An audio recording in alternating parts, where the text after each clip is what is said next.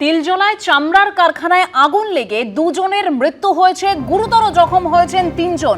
আর এই ঘটনায় এবার কারখানার মালিক ও ম্যানেজারকে গ্রেপ্তার করেছে কলকাতা পুলিশ। তবে যা খবর ছিল আগে যে আজ সকাল 11টায় এই নিয়ে রিপোর্ট দেবে 4 সদস্যের তদন্ত কমিটি। আমাদের প্রতিনিধি আবির দত্ত আমাদের সঙ্গে টেলিফোন লাইনে রয়েছেন, আবিরের সঙ্গে কথা বলবো। তার আগে জানিয়ে রাখবো আরো একবার, তিলজলার চামড়ার কারখানায় আগুন লেগে যেভাবে দুজনের মৃত্যু হয়েছে, তিনজন যেভাবে গুরুতর জখম, সেখানে কারখানার মালিক ও ম্যানেজারকে এবার কলকাতা পুলিশ গ্রেপ্তার করেছে বলে খবর পাওয়া যাচ্ছে। গতকালই কলকাতার পুলিশ কমিশনার, পুর কমিশনার, দমকল সচিব এবং ক্ষুদ্র মাঝারি শিল্পের সচিবকে নিয়ে একটি কমিটি তৈরি করা হয়েছিল। সেই কমিটি অর্থাৎ 4 সদস্যের তদন্ত কমিটি আজ 11টায় এ নিয়ে রিপোর্ট দেবে। আর ঠিক যেরকম বলছিলাম যে এই ঘটনায় ইতিমধ্যেই কারখানার মালিক ও ম্যানেজারকে গ্রেপ্তার করেছে পুলিশ। কি আপডেট রয়েছে সরাসরি আমাদের প্রতিনিধি আবির দত্ত রয়েছেন আমাদের সঙ্গে। আবির, দেখো, তিলজলাতে যে অগ্নিকাণ্ডের ঘটনা ঘটেছে সেই বিষয় নিয়ে যে কমিটি গঠন করা হয়েছে সেই কমিটি তার রিপোর্ট দেবে। কিন্তু তার আগেই আমরা যেটা দেখতে পেলাম যে গতকাল রাত্রিবেলা বিভিন্ন জায়গায় তল্লাশি অভিযান চালানোর পর ইতিমধ্যে দুজনকে গ্রেপ্তার করা হয়েছে। যেটা জানা যাচ্ছে কারখানার মালিক জাফর নিসার এবং ওই কারখানার যিনি ম্যানেজার বা কেয়ারটেকার বলা যায়, যে সম্পূর্ণ বিষয়টা দেখছিল, তাকেও কিন্তু গ্রেপ্তার করা হয়েছে। এই যে দুজনকে গ্রেপ্তারের পেছনে কারণ কি, যেটা পুলিশ আধিকারিকরা মনে করছেন যে এই যে অগ্নিকাণ্ডের ঘটনা, সেটা যে নিয়ম মানার প্রয়োজনীয়তা ছিল সেই নিয়ম মানা হয়নি বলেই তাদের অনুমান এবং গাফিলতি রয়েছে। এবং সেই পরিপ্রেক্ষিতেই গতকাল এই যে ঘটনার পর দুজনের মৃত্যু হয়েছে, 3 জন গুরুতর আহত, এবং এই ঘটনাতেই কিন্তু দুজনকে গ্রেপ্তার করা হয়েছে। এই গাফিলতির সঙ্গে জড়িত আর কারা সেটাও খতিয়ে দেখা হচ্ছে। কমিটি যেটি গঠন করা হয়েছে সেই কমিটির তরফ থেকে সম্পূর্ণভাবে ওই এলাকা পরিদর্শনের থেকে আরম্ভ করে যে লাইসেন্সগুলো থাকার প্রয়োজনীয়তা ছিল সেগুলো ছিল কিনা, পর্যাপ্ত অগ্নি নির্বাপন ব্যবস্থা ছিল কিনা, এবং এই যে ন্যারো স্পেস, সেখানে আশেপাশে রাস্তা, ঘন জনবসতিপূর্ণ অঞ্চল, সেই ক্ষেত্রে যে নিয়মগুলো মানার প্রয়োজনীয়তা ছিল সেগুলো প্রাথমিকভাবে তারা মনে করছেন যে সব মানা হয়নি। যদিও এই বিষয়ে নিশ্চিতভাবে সমস্ত তথ্য প্রমাণ সংগ্রহ করে কমিটির তরফ থেকে আজকেই রিপোর্ট দেওয়া হবে। কিন্তু তার আগেই কলকাতা পুলিশ দুজনকে গ্রেপ্তার করলো, মালিক এবং ম্যানেজারকে, এমনটাই জানা যাচ্ছে পুলিশ সূত্র থেকে। ধন্যবাদ আবির। তিলজলায় চামড়ার কারখানায় আগুন লেগে দুজনের মৃত্যুর ঘটনা, একেবারে ঝলসে গিয়েছিলেন তারা। গুরুতর জখম হয়েছেন আরো 3 জন। গতকালের এই ঘটনা এবং তারপর কারখানার মালিক এবং ম্যানেজারকে গ্রেপ্তার করেছে কলকাতা পুলিশ। গত বছর মেসির অনুষ্ঠান ঘিরে প্রবল বিশৃঙ্খলা সৃষ্টি হয় যুবভারতীতে। আর এবার দফতরের দায়িত্ব পেয়েই মেসি কাণ্ডের তদন্তের আশ্বাস দিলেন ক্রীড়ামন্ত্রী নিশীথ প্রামাণিক, দিলেন পুনরায় ফাইল খোলার প্রতিশ্রুতি। অন্যদিকে প্রাক্তন ক্রীড়ামন্ত্রীর বিরুদ্ধে একরাশ ক্ষোভ উগরে দিলেন মেসির অনুষ্ঠানের মূল উদ্যোক্তা শতদ্রু দত্ত। মেসি কাণ্ডের আমি ফাইল চেয়েছি, ফাইল দেখব। রাজ্যে পরিবর্তনের পর এবার ফের খুলতে চলেছে মেসি কাণ্ডের ফাইল। সামনে আসতে পারে নতুন দুর্নীতির তথ্য। সেই জল্পনা জোরালো হয়েছে ক্রীড়া ও যুব কল্যাণ মন্ত্রী নিশীথ প্রামাণিকের মন্তব্যে। গত বছরের ডিসেম্বরে লিওনেল মেসির অনুষ্ঠান ঘিরে ব্যাপক বিশৃঙ্খলার সাক্ষী ছিল যুব ভারতী ক্রীড়াঙ্গন। সেদিন কার্যত মেসি, সুয়ারেজ, ডিপলদের গায়ে ছেকে ধরেছিলেন নেতা, মন্ত্রী, ভিভিআইপিরা। লিওনেল মেসির গায়ে লেপটেছিলেন তৎকালীন ক্রীড়ামন্ত্রী অরূপ বিশ্বাস। এই মন্ত্রী শান্তিদের ভিড়ে মেসিকে দেখতে পাননি দর্শকরা, যারা একবার মেসিকে দেখতে হাজার হাজার টাকা দিয়ে টিকিট কেটেছিলেন। ভিভিআইপিদের ভিড়ের উপদ্রবে মাত্র 15-20 মিনিট পরেই মাঠ ছাড়েন মেসিরা। জলে যায় মেসি ভক্তদের হাজার হাজার টাকা। আমি অনেক ভালোবাসি মেসিকে, আমি ভেবেছি যে অনেকটাই দেখতে পাবো, কিন্তু সেটা হলো না। দেখার সুযোগই পাওয়া গেল না। রাজনীতি, খালি সব দিকে রাজনীতি। দিদি দাদা নিজেদের দল খেলাচ্ছে, খালি নিজেদের দল খেলিয়ে চলে যাচ্ছে। আমার 7,000 টাকা টিকিট ছিল। এই ঘটনায় আর্থিক দুর্নীতির অভিযোগ তুলেছিল বিজেপি। কলকাতা হাইকোর্টে যুবভারতী কাণ্ড সংক্রান্ত জনস্বার্থ মামলার শুনানিতে আইনজীবী সওয়াল করেছিলেন, মেসিকে অগ্রিম হিসেবে 60 থেকে 65 কোটি টাকা দেওয়া হয়েছিল, তখন টিকিটও বিক্রি হয়নি। তাহলে অগ্রিম এই টাকা দিল কে? কারাই অনুষ্ঠানের স্পন্সর ছিল? সেই কোম্পানিতে কারা কারা যুক্ত আছেন এবং কারাই কোম্পানির বর্তমান এবং প্রাক্তন ডিরেক্টর? এবার ক্ষমতায় এসে সেই মেসি কাণ্ডের ফাইল খোলার হুঁশিয়ারি দিলেন সেই বিজেপি সরকারের ক্রীড়ামন্ত্রী নিশীথ প্রামাণিক। মেসি কাণ্ডের এটা আমাদের প্রত্যেকের জন্য দুঃখজনক।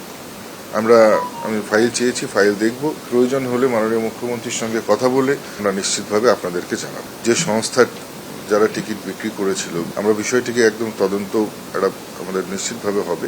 প্রবল সমালোচনা এবং চাপের মুখে ক্রীড়ামন্ত্রীর পদ থেকে ইস্তফা দেন অরূপ বিশ্বাস, কিন্তু গ্রেপ্তার করা হয় কেবলমাত্র অনুষ্ঠানের মূল উদ্যোক্তা শতদ্রু দত্তকে। আর কারোর বিরুদ্ধে কোনো ব্যবস্থা নেওয়া হয়নি। এবার রাজ্যে পালা বদলের পর এ নিয়ে আদালতে যাওয়ার হুঁশিয়ারি দিয়েছেন Shatadru Dutta. He played with the emotions of the state, emotions of the fan, and obviously I became the victim of it. Arup Biswas was not part of the show. Even the CP, I'll tell you to be very honest, CP also told him, sir, apni ebar mat theke berun. Lionel Messi got very, very upset. ডিসেম্বরে সেই সফরে আরও একাধিক শহরে গেছিলেন Lionel Messi. প্রতিটি জায়গায় তার অনুষ্ঠান হয় নির্বিঘ্নে, সুষ্ঠুভাবে। চোখ ভরে প্রিয় খেলোয়াড়কে দেখেন দর্শকরা। শুধু কলকাতার দর্শকরা বঞ্চিত রইলেন কাদের জন্য? গোটা ঘটনায় কি বড়সড় কোনো দুর্নীতি হয়েছে? আগামী দিনে কি তা সামনে আসবে? সেই অপেক্ষায় রয়েছেন অনেকে। ঝিলম করঞ্জায়ের রিপোর্ট, এবিপি আনন্দ, কলকাতা। প্রশ্ন ফাঁসের জেরে বাতিল হয়ে গেল ৩রা মে হওয়া নিট পরীক্ষা। দেশ জুড়ে ডাক্তারিতে স্নাতক স্তরে ভর্তির পরীক্ষা বাতিল করল ন্যাশনাল টেস্টিং এজেন্সি। কবে ফের পরীক্ষা শীঘ্রই জানাবে ন্যাশনাল টেস্টিং এজেন্সি। প্রশ্ন ফাঁসের ঘটনায় ইতিমধ্যে সিবিআই তদন্তের নির্দেশ দেওয়া হয়েছে। ডাক্তারির প্রবেশিকায় ফের প্রশ্ন ফাঁসের রোগ। প্রশ্ন ফাঁসের জেরে নিট ইউজি পরীক্ষা বাতিল করল ন্যাশনাল টেস্টিং এজেন্সি।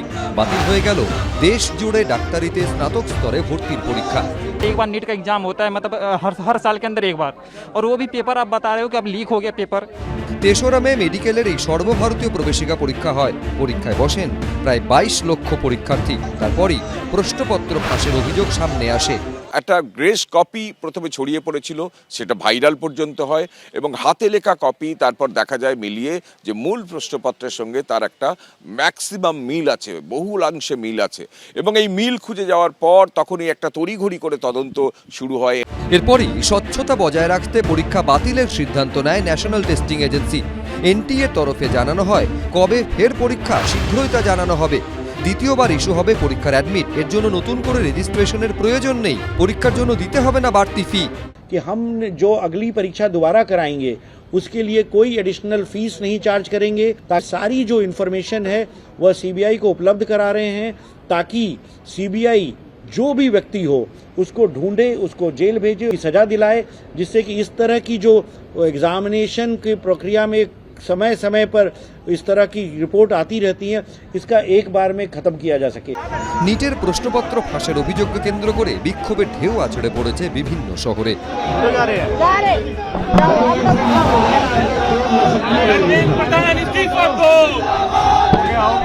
দিল্লির এনটিএ অফিসে বিক্ষোভ দেখায় ন্যাশনাল স্টুডেন্টস ইউনিয়ন অফ ইন্ডিয়ার সদস্যরা। एनटीए नहीं कर पा रही है, एग्जाम क्लियरली नहीं करवा पा रही है, हर बार ही लीक करवा देती है। अब हमें एनटीए पे ट्रस्ट नहीं है। পরীক্ষা বাতিল হওয়ায় ক্ষোভ আছড়ে পড়েছে এ রাজ্যের পরীক্ষার্থীদের মধ্যেও।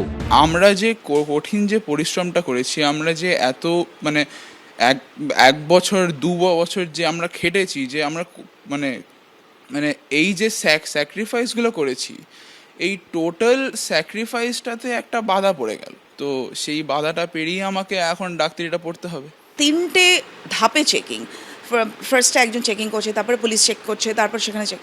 তারপরেও যখন আমরা দেখি যে নিটের কোয়েশ্চেন পেপার লিক হয়ে গেছে, পুরো পরীক্ষাটাই বাতিল হয়ে যায়, যেটা এত বড় গাফিলতি যে কি করে মানে অলমোস্ট এভরি অল্টারনেটিভ ইয়ার কোয়েশ্চেন পেপার লিক হয়ে যাচ্ছে। প্রশ্ন ফাঁসের ঘটনায় ইতিমধ্যেই সিবিআই তদন্তে নির্দেশ দেওয়া হয়েছে। তদন্তকারী সূত্রে খবর, রাজস্থান পুলিশের স্পেশাল অপারেশন গ্রুপ ইতিমধ্যেই 18 জনকে আটক করেছে। তদন্তকারী সূত্রে খবর, পরীক্ষার আগে থেকে বিভিন্ন সমাজ মাধ্যমে প্রশ্নপত্র ঘুরে বেড়াচ্ছিল। একটি হোয়াটসঅ্যাপ গ্রুপেরও সন্ধান পায় তদন্তকারীরা। রাজস্থানের সিকার জেলা থেকে প্রশ্নপত্র ছড়িয়ে পড়ে বলে দাবি তদন্তকারীদের। 2024 সালেও এই মে মাসেই নিটের প্রশ্ন ফাঁস হয়। সেবার ফাঁস হয় নিট পিজির প্রশ্নপত্র। 2 বছর পর ফের সেই পরীক্ষাতেই প্রশ্ন ফাঁসের অভিযোগ ঘিরে তুঙ্গে উঠেছে রাজনৈতিক চর্চা। এক্সপোস্টে লোকসভার বিরোধী দলনেতা রাহুল গান্ধী লিখেছেন, 22 লক্ষেরও বেশি ছাত্রছাত্রীর কঠোর পরিশ্রম, ত্যাগ আর স্বপ্ন ভেঙে চুরে তছনছ হয়ে গিয়েছে। প্রধানমন্ত্রীর তথাকথিত অমৃতকাল দেশের জন্য 20 কালে পরিণত হয়েছে। পরীক্ষার বেনিয়মটা আমরা বলতে পারি, কিন্তু এটা কিন্তু পরীক্ষার দুর্নীতি বলা যাবে না, কেন বেনিয়মটাই তো ধরেছি আমরা। পরীক্ষা যদি এই বেনিয়মের পরেও কোনো সরকার ধরতে না পারতেন এবং তারপরে পরীক্ষা হয়ে যেত, কিছু ক্যান্ডিডেট পেতেন, কিছু ক্যান্ডিডেট পেতেন না, সেখানে কিন্তু দুর্নীতির শুরু। আটকানো গেছে এবং সেটা পরীক্ষা বাতিল হয়েছে। প্রশ্ন ফাঁসের এই জাল কতদূর বিস্তৃত, কারা কারা এর সঙ্গে জড়িত, সেই প্রশ্নের উত্তর খুঁজছেন তদন্তকারীরা। কৃষ্ণেন্দু অধিকারী, সন্দীপ সরকার, এবিপি আনন্দ। এবিপি আনন্দ, এগিয়ে থাকে, এগিয়ে রাখে।